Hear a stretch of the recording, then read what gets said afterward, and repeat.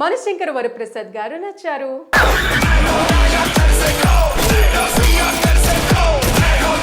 Megastar Chiranjeevi 3 ఏళ్ల గ్యాప్తో audience ముందుకు వస్తున్నారు. చివరిగా ఆయన భోళా శంకర్ చిత్రంలో నటించారు. అది ఆడలేదు. ఆ తర్వాత ఫ్యాంటసీ సినిమా విశ్వంభర చేశారు. ఇది అనేక కారణాలతో వాయిదా పడుతూ వస్తుంది. ఈ క్రమంలో అనూహ్యంగా ఇప్పుడు మనశంకర వరప్రసాద్ గారు చిత్రంతో వచ్చారు. అనిల్ రావిపూడి దర్శకత్వంలో రూపొందిన చిత్రం ఇదే. ఇందులో వెంకటేష్ కీలక పాత్రలో సర్ప్రైజ్ చేయటం విశేషం. నయనతార హీరోయిన్ గా నటించిన ఈ మూవీని శ్రీమతి అర్చన సమర్పణలో Shine Screens, Gold Box Entertainments బ్యానర్లపై సాహు గారపాటి, సుస్మితా కొణిదెల నిర్మించారు. సంక్రాంతి పండుగను పురస్కరించుకుని ఈ నెల 12వ తేదీన సోమవారం ఈ మూవీ విడుదలైంది. గతేడాది సంక్రాంతికి వస్తున్నాంతో బ్లాక్ బస్టర్ కొట్టాడు అనిల్ రావిపూడి. వెంకటేష్ కి కెరీర్ బెస్ట్ హిట్ ఇచ్చాడు. ఇప్పుడు చిరంజీవి కూడా అలాంటి హిట్ ఇచ్చాడా? సినిమా ఎలా ఉందనేది తెలుసుకుందాం.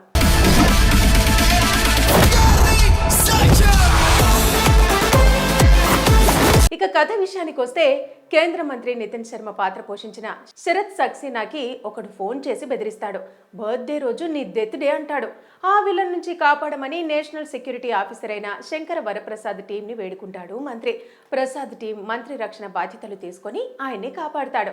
అయితే మంత్రి హ్యాపీగా బర్త్డే చేసుకుంటుండగా ప్రసాద్ బాధపడుతూ ఉంటాడు. ఎందుకలా డల్గా ఉన్నామని మంత్రి అడగ్గా తన ఫ్లాష్ బ్యాక్ చెబుతాడు. ఇండియాలోనే బిగ్గెస్ట్ బిజినెస్ ఉమెన్ శశిరేఖగా నటించిన నయనతార తన భార్య అని, ప్రేమించి పెళ్లి చేసుకున్నామని 2 పిల్లలు కూడా పుట్టారు. పెళ్లైన 3 ఏళ్లకి విడిపోయినట్టు చెబుతాడు.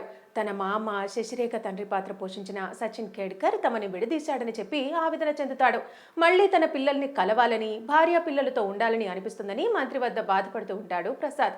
ఆయన వద్ద వారం రోజులు లీవ్ తీసుకొని పిల్లల్ని కలిసేందుకు వారు చదువుకునే స్కూల్కి పీఈటీ టీచర్గా వెళ్తాడు. కానీ పిల్లల వద్ద మొదట బ్యాడ్ అవుతాడు. ఆ తర్వాత ఫస్ట్ కొడుక్కి దగ్గరవుతాడు. ఆ తర్వాత కూతురికి దగ్గరవుతాడు. 2 పీఈటీ టీచర్ ప్రసాద్ని బాగా లైక్ చేస్తారు, క్లోజ్ అవుతారు. అమ్మకి కూడా టైం ఇవ్వకుండా టీచర్తోనే ఉంటారు. డౌట్ వచ్చి శశిరేఖ నాన్నతో కలిసి సడన్గా స్కూల్కి వస్తుంది. అక్కడ వాళ్ళకి ప్రసాద్ అడ్డంగా దొరికిపోతాడు. వారిద్దరూ ప్రసాద్కి వార్నింగ్ ఇచ్చి వెళ్లిపోతున్న సమయంలో శశిరేఖ తండ్రిపై కొందరు దుండగులు అటాక్ చేస్తారు. దీంతో కేంద్ర ప్రభుత్వం మాట్లాడి నేషనల్ సెక్యూరిటీ టీంని సెక్యూరిటీగా రావాలని కోరగా ప్రసాద్ టీంని శశిరేఖ కుటుంబానికి సెక్యూరిటీగా పంపిస్తారు. మరి తన మాజీ భార్యకి సెక్యూరిటీగా వచ్చిన ప్రసాద్ ఆమెకి ఎలా దగ్గరయ్యాడు? ఇంతకీ ఇద్దరు ఎలా కలిశారు? ఎలా పెళ్లి చేసుకున్నారు? ఎలా విడిపోయారు? మాజీ భార్య ఇంట్లో సెక్యూరిటీ పేరుతో ప్రసాద్ చేసిన రచ్చ ఏంటి? ఇందులోకి కర్ణాటకలో పెద్ద బిజినెస్ మ్యాన్ అయిన వెంకీ గౌడ పాత్ర పోషించిన వెంకటేష్ ఎందుకు ఎంట్రీ ఇచ్చాడు? ఆయనకు ప్రసాద్కి మధ్య గొడవేంటి? శశిరేఖ ఫ్యామిలీపై అటాక్ చేసిందెవరు? చివరికి శశిరేఖ ప్రసాద్ మళ్ళీ కలిశారా లేదా? అనంతరం ఏం జరిగిందనేది మిగిలిన సినిమా. దర్శకుడు అనిల్ రావిపూడి ఫెయిల్యూర్ లేకుండా అత్యంత సక్సెస్ రేటున్న దర్శకుడిగా టాలీవుడ్లో పేరు తెచ్చుకున్నాడు. అయితే ఆయన చిత్రాల్లో కథ కంటే ఎంటర్టైన్మెంటే ఎక్కువగా ఉంటుంది. వినోదం కోసం ఆయన ఏమైనా చేస్తాడు. కానీ కథగా చూసినప్పుడు ఏమీ ఉండదు. స్క్రీన్ ప్లేతో మ్యాజిక్ చేస్తాడు. చూస్తున్నంతసేపు నవ్వులు పోయిస్తాడు. ఆడియన్స్ని ఎంటర్టైన్ చేయడంలో సక్సెస్ అవుతూ వరుసగా విజయాలు అందుకున్నాడు. ఇప్పుడు చిరంజీవితో చేసిన మనశంకర వరప్రసాద్ గారు విషయంలోనూ అదే చేశాడు. సీన్ బై సీన్ కామెడీ ఎపిసోడ్లని పేర్చుకుంటూ వెళ్ళాడు. ఎక్కడా డౌన్ కాకుండా చూసుకున్నాడు. డల్ అవుతున్న సమయంలో మంచి కామెడీ బ్లాక్ ని వేసి నవ్వులు పూయించాడు. అయితే ఇలాంటి సినిమాలకు ఆయా సీన్లు పండితేనే కామెడీ వర్కౌట్ అవుతుంది, లేదంటే చాలా దారుణంగా తేడా కొడుతుంది. కామెడీ ఎంతవరకు వర్కౌట్ అయిందనేది ఇందులో చాలా ముఖ్యం. అదే దర్శకుడికి కత్తి మీద సాము లాంటిది. ఆ విషయంలో దర్శకుడు అనిల్ రావిపూడి సక్సెస్ అయ్యాడని చెప్పొచ్చు. కథ కంటే స్క్రీన్ ప్లే పై బాగా ఫోకస్ పెట్టాడు. కామెడీ పార్ట్ ని బాగా రాసుకున్నాడు. దానికి చిరంజీవి కూడా యాడ్ అయ్యారు. చిరంజీవిలోని పూర్తి కామెడీ టైమింగ్ ని, ఫన్ యాంగిల్ ని, స్టైల్ ని, యాక్షన్ ని ఇందులో గట్టిగా వాడుకున్నాడు అనిల్. దీంతో ఆయా సీన్లు బాగా ఎలివేట్ అయ్యాయి, తెరపై బాగా వర్కౌట్ అయ్యాయి. సినిమాగా చూసినప్పుడు ఫస్ట్ చిరంజీవిని సింపుల్ గా పరిచయం చేసి మంత్రిని రక్షించే టైంలో యాక్షన్ ఎపిసోడ్ పెట్టి మెగాస్టార్ కి అద్దిరిపోయే ఎలివేషన్ ఇచ్చాడు. అక్కడ విజిల్స్ పడతాయి. ఒకప్పుడు తానేంటో అందరికీ తెలుసు, ఇప్పుడు పిల్ల బచ్చాలకు కూడా తానేంటో చూపిస్తానంటూ డైలాగ్ కొడుతూ చిరంజీవి చేసే రచ్చ అద్దిరిపోయింది. టీవీ సీరియల్ చూస్తూ ఆయన కన్నీళ్లు పెట్టుకోవడం, దాన్ని తన లైఫ్ కి ఆపాదించుకోవడం, ఆవేదన చెందటం ఆద్యాంతం నవ్వులు పోయిస్తుంది. ఆ తర్వాత మంత్రి వద్ద చేసే రచ్చ, అంతలోనే పడిపోవటం, ఆ గ్యాప్ లోనే రెచ్చిపోవటం, ఇలా ఎపిసోడ్లన్నీ పర్ఫెక్ట్ గా డిజైన్ చేసుకున్నారు. దీంతో ఆయా సీన్లు అదిరిపోయాయి. అనంతరం హీరోయిన్ కలిసే సీన్లు, వీరి మధ్య మూగ సందేశం కూడా ఆకట్టుకుంది. డిఫరెంట్ గా ఉంది. పెళ్లి చేసుకోవటం, అంతలోనే గొడవలు స్టార్ట్ కావటం, విడిపోవటం చకచకా జరిగిపోతుంటాయి. ఎక్కడ గ్యాప్ లేకుండా సీన్లని హిలేరియస్ గా నడిపించాడు దర్శకుడు.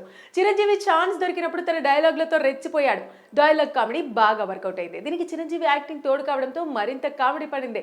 స్కూల్లో పిల్లలకు దగ్గర ఎందుకు చేసే ప్రయత్నాలు బెడిసి కొట్టడం, ఆ తర్వాత వర్కౌట్ కావడం నవ్విస్తోంది. ఇందులో బుల్లిరాజు ఎపిసోడ్ కూడా బాగా ఆకట్టుకుంది. ఫస్ట్ హాఫ్ వరకు ఇలా బ్యాక్ టు బ్యాక్ ఎపిసోడ్లతో అలరించారు. ఇంటర్వెల్ యాక్షన్ సీన్ అదిరిపోయింది.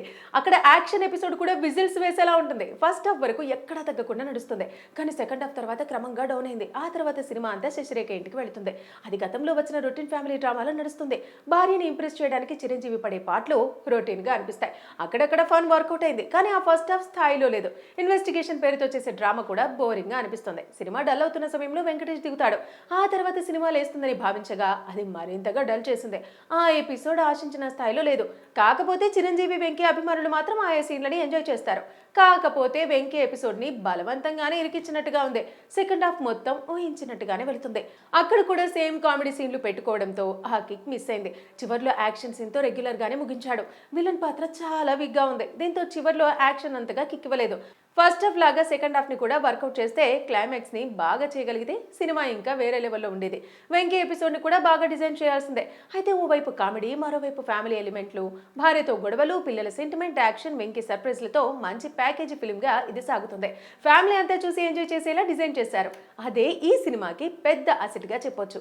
నేషనల్ సెక్యూరిటీ ఆఫీసర్ గా చిరంజీవి నటన అదిరిపోయింది. వింటేజ్ మెగాస్టార్ ని ఇందులో చూడొచ్చు. ఆయన కామెడీ సినిమాకి మరో అట్రాక్షన్. తన నెక్స్ట్ లెవెల్ చూపించడానికి చూడొచ్చు. డాన్స్ లో చూస్తే ఆశ్చర్యపోతారు. ర్యాప్ సాంగ్ లో ర్యాంప్ పాడించారు. చిరంజీవి ఇప్పటి వరకు 156 సినిమాలు చేసినా ఇంత ఫ్రీగా ఓపెన్ అయి నటించడం ఇదే అని చెప్పొచ్చు. దర్శకుడు అనిల్ రావిపూడి చిరులో అన్ని యాంగిల్స్ ని పర్ఫెక్ట్ గా వాడుకున్నాడు. చిరు కామెడీ, డాన్స్లు, యాక్షన్, సెంటిమెంట్ ఇలా అన్ని న్యాచురల్ గా కుదిరాయి. ఆయన కూడా అంతే న్యాచురల్ గా చేశారు. అది సినిమాని వేరే స్థాయికి తీసుకెళ్లాయి. ఇక నయనతార గ్లామర్, యాటిట్యూడ్ సినిమాకి మరో అట్రాక్షన్. చిరు భార్య శశిరేఖగా డామినేటింగ్ పాత్రలో అదరగొట్టింది. ఇక క్లైమాక్స్ లో ఎంట్రీ ఇచ్చి అందరి దృష్టిని తన వైపుకు తిప్పుకున్నాడు వెంకటేష్. ఆయన చిరంజీవి మధ్య ఎపిసోడ్ అభిమానులకు బాగా కనెక్ట్ అవుతుంది. మాస్ ఆడియన్స్ కి బాగా ఎక్కుతుంది. ఇక చాలు, నీకు దండం పెడతా, నీ కాళ్ళు మొక్కుతా, నాకు చాలుగా. అమ్మా చాలు కదా, మస్తు సేపు వచ్చింది ఇప్పటికి.